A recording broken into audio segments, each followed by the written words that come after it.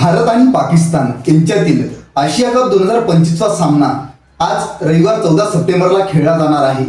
पहलगाममधील दहशतवादी हल्ल्यानंतर पहिल्यांदाच दोन्ही संघ क्रिकेटच्या मैदानावर आमनेसामने येणार आहेत।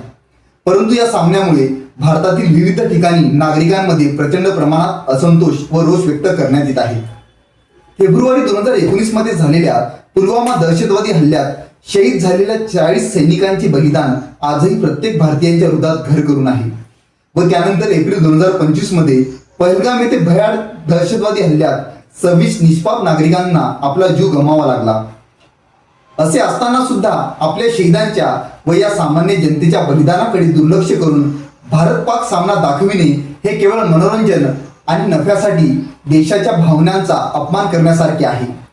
या दहशतवाद्यांना बळ देण्याचं काम पाकिस्तान करतो, ज्यांच्या रक्तात आणि नसांमध्ये दहशतवाद घट्ट रोवून बसला आहे। अशा वेळी पाकिस्तान विरुद्धचा क्रिकेट सामना खेळणे व प्रसारित करणे यावर बहिष्कार टाकून हा सामना रद्द करण्याची मागणी सर्व स्तरातून जोर धरत आहे।